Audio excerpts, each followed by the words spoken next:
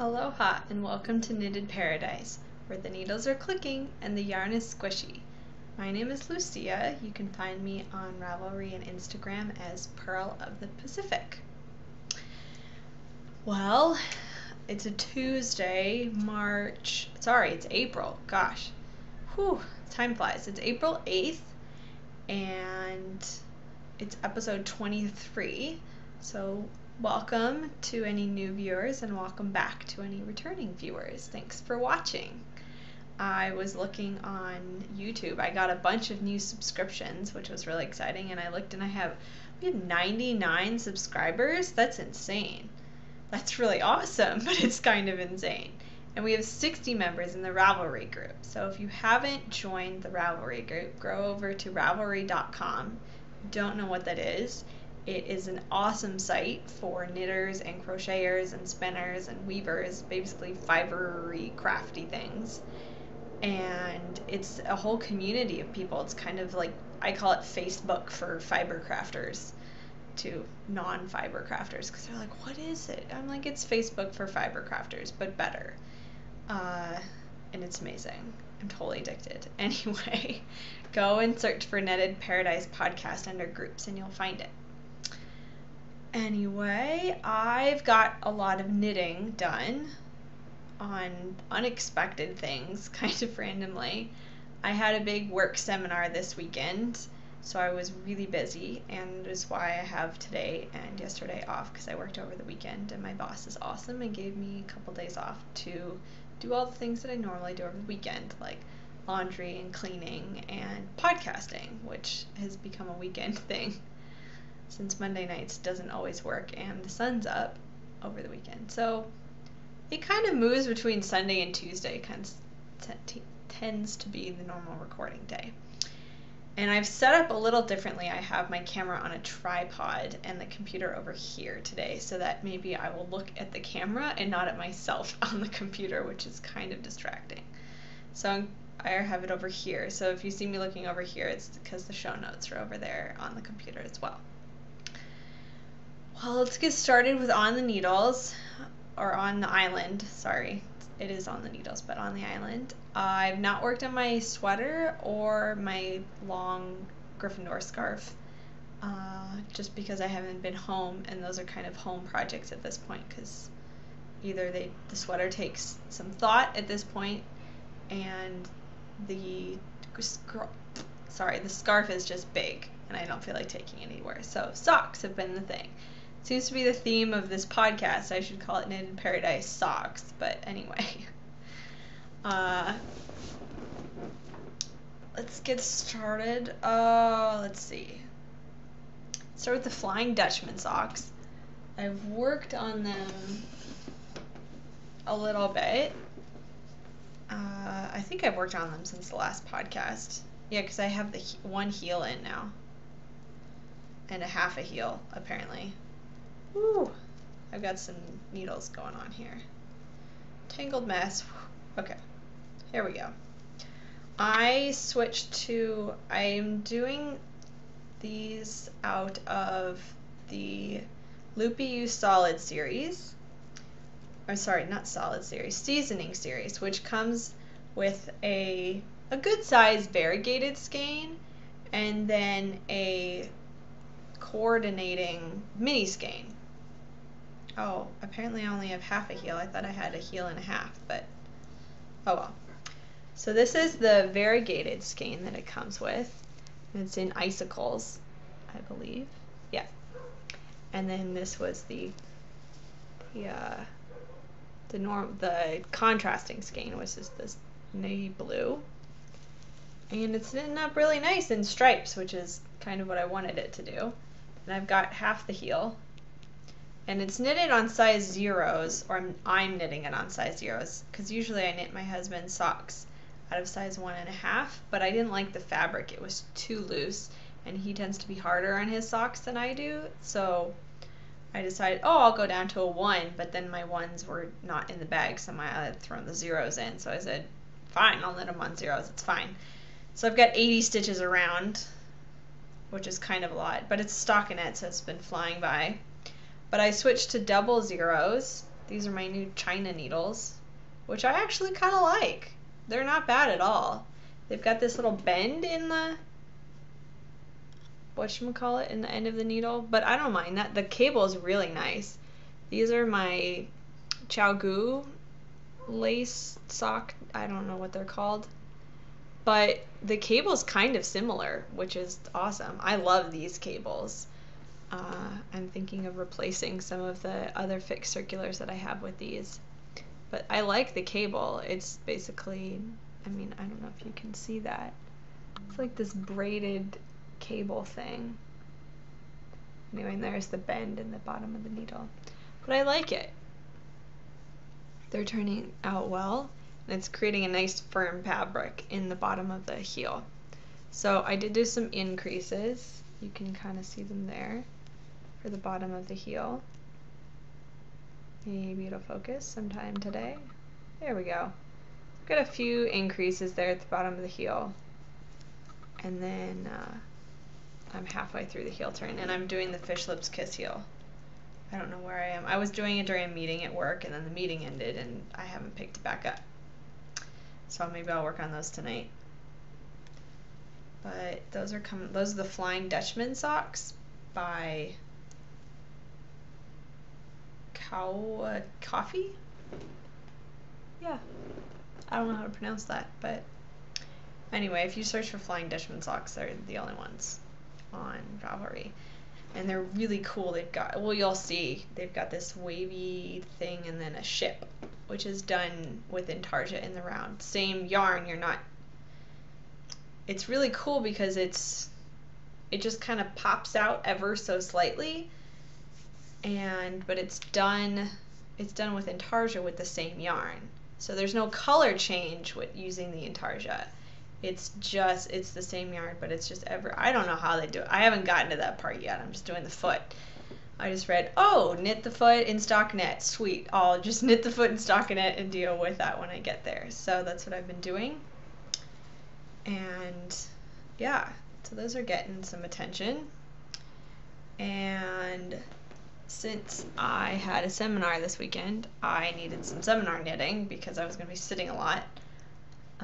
And or presenting. Obviously I can't knit when I'm presenting during the seminar, but you know, I was doing logistical things, and then I'd sit for a while and chat with people, and then I'd knit, or if someone else was giving a presentation and I was listening, or you know, except when I was running around trying to fix the sound equipment, because I was kind of the on-call tech person, since I'm the most technically knowledgeable in our office, just because of experience between running sound for my husband's quartet and being an engineer. So I had to deal with that, and we had a few glitches, which I somehow fixed. So thanks to the help of one of my really good friends. So that went well. My presentation on Sunday, or my workshop, it wasn't really a presentation, went well. And everyone loved it, so it was great. But these are the socks I worked on, and I cast them on Friday? Yeah. And I've got 2 heels. Ta-da! And this is my Knit Circus Ballerina in Hepcat, and it's a gradient sock yarn. You can see it there. So I'm almost at the color change.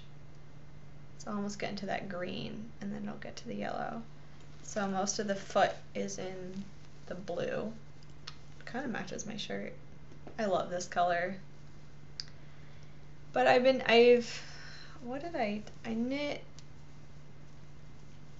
picked a pattern on Ravelry because I didn't want something complicated, because I really just wanted to show off the yarn. So it's kind of a double moss stitch kind of pattern, textured pattern. And I started with doing a few more knit rows in between, just kind of gradually get into it. And I knit the whole foot, and I actually was a little farther yesterday. I had started the purl stitches over here, and then I was going to gradually work them in, so it kind of created this little dome effect. hold on, my computer decided to close the screen. But then I was having issues and I didn't do them right, so I ended up ripping back about 1 inch yesterday. But you know what? The whole time I was knitting these, I decided I didn't love the pattern with the yarn. It's not that I didn't like the pattern. The textured pattern looks fine and it's not highly distracting, but it wasn't that soft kind of feel that I wanted. You know, the bottom's really soft. This yarn's really soft, but this was just making it really rough. So I've decided, even though I'm this far on both socks, I'm going to rip them out and find a different pattern. I was thinking I did do some, I call them the golden Gainsey socks because they were out of some golden Lorna's laces, but they had some arrows kind of going up, and I thought that would be really cool in a gradient sock, so I might do that, or I might do something similar to the Socks on a Plane by Laura Linneman, which just has a cable running up the side. And I'll talk about, I think I picked one out and I'll show you in a little bit. I'm going to do a little book review later. So those are those socks, and they're living in my Yarn Pop owl bag. And the funny thing, if you follow me on Instagram, you'll notice this happens to be the needle nook that's in this bag at the moment, and it totally matches, especially with the gradient. And I posted a picture on Instagram when I realized this at work on Thursday. I think I cast these on Thursday. I don't remember. Anyway, I'm going to rip them out today, but I wanted to show you them before I did that. And I figured out this trick with this bag, because some people are wondering, because basically when you start the socks, you pull the 2 strands out and you knit from there, and then, I mean, you can't take them out of this bag. Like, once they're in this bag, they're in this bag because they're kind of attached. The yarn has to stay inside and the socks have to stay outside, but I wanted to protect them a little bit more. So I put the socks in there, and I found that if you put the yarn right on the edge here, I'll show you in a sec, and you zip it up, there's this tiny little hole there. You can kind of see where the yarn can stick out. So I've got it going from the grommets into this little hole, and then it keeps it a little bit more protected. And it doesn't damage the yarn, it's just big enough. I don't know if they did that on purpose, but it's perfect. So that's what I've been carrying around with me all weekend and working on. And yesterday I was working on those, and then I decided, you know, I'm going to rip them all out, but I wanted to show you, so I didn't rip them out yet, but I still wanted to work on some socks. So I cast on another pair of socks that I had.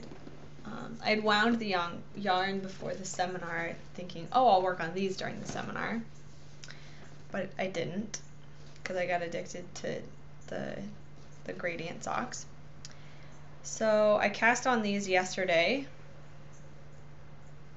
evening while waiting for my friend to come pick me up for a little gathering I went to yesterday evening.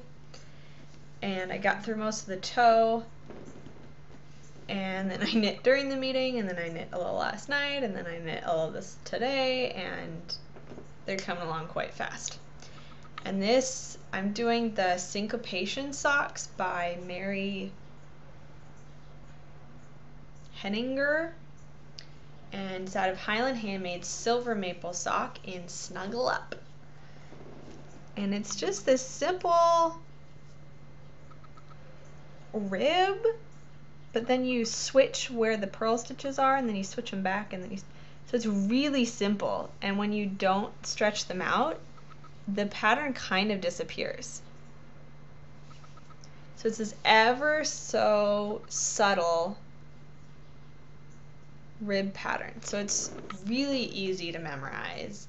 Basically, I just looked at the chart and I was like, okay, I get it, and just went for it. And it's really fast because it's in pearls. But it doesn't, because the problem is you're always looking for things to do with variegated sock yarn because everyone loves their variegated hand-painted sock yarn. but sometimes it distracts from patterns, or patterns distract from the yarn. So this is perfect for, it's, you know, it's a little bit better than boring stockinette. I don't do vanilla socks. I've never done vanilla socks just because I find it really boring. I mean, knitting the foot on my husband's sock, I had to do it while doing other things because it's boring to me. And I'm a project knitter, as we've talked about. Process knitters may like stockinette a little bit more, but I like this. It's just enough to be interesting without being complicated, and I don't have to think about it. So this is great. Travel, work, whatever knitting, TV knitting, movie knitting. So those are going to be done pretty soon. And I bought this last year because these were our wedding colors, was purple and blue, with a little more of a royal blue than this. But I just thought it was cute that they were called, the colorway was Snuggle Up, and these were our wedding colors. So it's really soft. I love her silver maple sock. It's not as hard wearing as the sugar maple sock, but I'm not as hard on my socks, so I like it. It's really soft. Might be really good for a cowl because it's got I don't think it, what does it have? It some silk in it? I don't remember. I'll have to look that up. Anyway, so those are getting some good attention. And that's it. Yeah, for on needles. Nothing has set sail because I cast a bunch of things on. I do have some up and coming on the horizon. And I'm going to, it's so funny, last spring I did this. I had all these ideas for like hats and shawls and scarves, well not scarves, but you know, cowls and mittens and all these things. And so I knit 3 hats last spring, which was really weird because you don't really wear hats in spring. Well, I don't wear hats in the spring just because it's finally warm out. I've got all the windows open today. It's awesome. It's like 45 outside, which I'm calling warm. Some of you who live farther south might not call that warm, but 45 is warm. So I've got all the windows open and it's fantastic. But I really want some fingerless mitts randomly. And I have a ton of yarn left over from my Andrea shawl that I knit in January out of Leading Men Fiber Arts and at Sandcastle and Sprightly Endeavors. There's a ton of yarn left. I know it. These are very generous skeins. And so this is what I have left over, and I'm going to make some striped fingerless mittens to go with the shawl.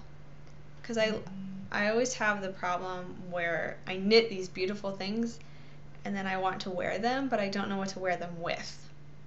Especially when I'm going outside, which is when I wear them. Sometimes I wear them to work. Like this weekend I wore my bright yellow shawl. But I need a set. So I'm now into knitting sets. So I'm going to knit some fingerless mitts, and if I have enough, I'll knit a hat. If not, then I might get some more to knit a hat with it. I think I might do something similar to the Jacqueline Hyde hat, where it's striped on the inside and kind of a lacy pattern on the outside, because that shawl is striped but has a leafy border, so I might do a leafy pattern and then inside do a striped pattern. So that's my plan. We'll see. I'm going to do the fingerless mitts first and then see how much I have for the hat. So that's that. And the other thing that I want to pull out, speaking of matching sets, is I want to pull out my lace weight shawl out of Madeline Tosh Prairie in, I think the colorway is Window Pane. If not, I made it up. And this is the Audrey triple wrap shawl, I think. Anyway, this is what I have. I cast this on in November, and I don't have a whole lot. What are you doing? Go back there. Okay. But this is the skein, and I thought, hey, that matches some socks that I'm knitting. So, yeah, it does. This one's a little greener than this, but they go together. And I have a shirt kind of the same color. Well, besides this one, I also have a shirt that's a little closer to this. It's a little more green. So I'm going to pull that out and work on it because that's actually a spring and summer appropriate pattern rather than knitting fingerless mitts and alpaca hats. Yeah, I knitted a lined beading, also by Heather of Highland Handmades, last spring because I felt like it, to go with my green coat, which is my lighter coat. Like, why did I knit the warm alpaca striped double layer hat to go with my lighter coat? So I may end up, I may just like redo my winter things. I don't know what I'm gonna do. Because I want to wear all my knit things, but none of them match each other. So I need to, I'm a matching person, like my things have to match. I match my socks to my shirt, and I match my earrings and my hair ties, and I like matching. Anyway, so that's going to come out again. As you see, I borrowed the needles to do something else, but see, it even matches the bag it's in. But those are my on the horizon items. And one more thing I wanted to talk about. As I was saying earlier, I think I picked a pattern to do on the gradient socks. And I have this book, 400 Knitting Stitches by Potter Craft, a complete dictionary of essential stitch patterns. And I think this is an essential part of every knitter's library. I think this is one of the first books I purchased for knitting, and it's brilliant. It's I like this one. I didn't do a whole lot of research when I bought it, but I said 400 knitting stitches, that probably covers pretty much everything, and to me it does. In the front, it's got, so we've got knitting basics, so it teaches you how to knit and purl. Knit purl stitches, crossed and cabled stitches, slipped stitches, lacy stitches, double stitches, twisted stitches, cast off stitches, fancy stitches, and symbols, which is the glossary. And for, let me move this over. For every stitch, this is some of the knit purl stitches. It's got a little picture of what the stitch looks like. I think this double alternating dot stitch is the stitch I was doing on the gradient socks that I decided to rip out. That's why I marked this page. But for everything, it's got a little picture, it's got the written directions, and I don't know if you can see that over in the corner. It's got a chart. You can see it on this one over here. Now that I'm covering my hand because everything's backward. Hold on. They've all got charts right here. So if you are not, if you like charts, there's a little chart of the knitting or the stitch, and just enough to give you the stitch. And if you don't like charts, there's written directions too. And it pretty much covers everything. This was the stitch I was thinking about doing up the side of the socks. It's called the 6-stitch plaits. Plaits? It's braided stitch. Maybe it'll focus. Anyway, that's it. I might do the 9-stitch plaits depending on how big I want this to be, but I think this 6-stitch plait might be good. And they've got all sorts of things. And then you've got over here the 12 stitch plaits up and down. And plait is just another word for braid. I know in Europe they use that a lot when you hear people, oh, I've got plaits in my hair. Speaking of plaits in my hair, got a nice little plait in my hair. I like braids, so I think I might do that up the side of the sock in something similar to the socks on a plane kind of thing. But it's got tons of stuff. You get to some of the lacy patterns. And you've got some more complicated things like this trellis stitch over here. So you see some of the charts are a little bigger depending on, and here's some other complicated things. Oh, there's the trellis. This is the tile stitch. Is this what it's called? Yeah. So it's pretty cool. It's really easy to read, really well laid out. And then in the back, let me show you what it has in the back. You've even got crazy stitches like the fur stitch. See that? It's like, looks like a shag carpet. And then they've got the basket weave, which is basically entrelac. But in the back, it's got a glossary of symbols. So if you don't know how to read the charts, they've got it all back here. And they've got the written instructions. Come on, focus, camera. There we go. So they've got the symbol, and then they've got the written instructions of what that means. So that's really helpful when you're looking through the book and you're like, what is it talking about? What is that picture? I've never seen that before. Here it is.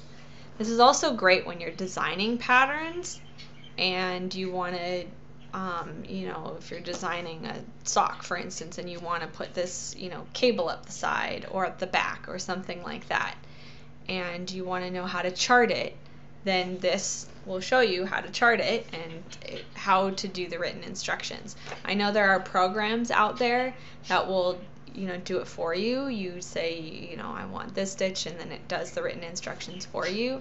But if you don't have that pattern or that, I mean, that program, or you don't design patterns very often and you're just writing up a simple thing, then this is great. I'm sure a lot of other stitch dictionaries also have that. So, oh, and then they even have them separated by how many stitches they take. So if you're looking for something that takes 5 stitches, here's the key for everything that takes 5 stitches. Then you have everything that takes 6 stitches. And then I was just noticing on the back, here's like the big stitch counts, you know, everything that takes 10 or something like that. So if you think, oh, I have 10 stitches here and I want to do a cable of some sort, then you can look that up in here. And what I really like about a lot of knitting books is it has this kind of flap on the front and the back. So for instance, if I didn't have a bookmark to mark the plait that I'm going to use, I could just do this, and then I know that's where my stitch is that I'm going to use. And it's really helpful. I think every knitter should have one, as I said earlier. Not necessarily this one per se. I got this, I think Knit Picks was having a sale on books, or maybe it was a Loopy, one or the other, because those are the 2 places I order from a lot. The Loopy has been kind of my thing for the last year. But it's great to try out, you know, lots of stitches. They've got easy stitches, they've got complicated stitches, and it's just a good thing to have in your library, especially if you see a symbol on a pattern and you don't know what it means, or if you want maybe another way of explaining it, then your stitch dictionary may have it. That's it. I think that's all I have for today. Now that I'm at half an hour, I'm going to say goodbye. Enjoy the springy weather that's coming. I hope those of you in the northern part of the Midwest survived the snowstorm that came this weekend. We had a few people not able to attend the seminar because they were snowed in. I think they got like a foot of snow or something, which is ridiculous because it's April. We should not be getting a foot of snow in April. The snow here is finally disappearing. I think we've got a few random ice piles in parking lots from, the big snowstorm where everything was just piled on top of each other. So now they're just these random dirty ice piles and they look gross. So I'm glad that they're slowly melting away. It's supposed to get into like the 70s later this week, which is just crazy. I decided I'm going to wear a dress for the first time in forever. We'll see. Anyway, before I blab on and on, I'm going to say goodbye for real this time. Enjoy your week. Happy knitting. Knit lots of socks. I've noticed that I've inspired a few people to knit socks. I love socks, if you can't tell. I'm kind of obsessed. Socks are awesome. So with that, I'll say goodbye. Have a good week. See you next week. Bye!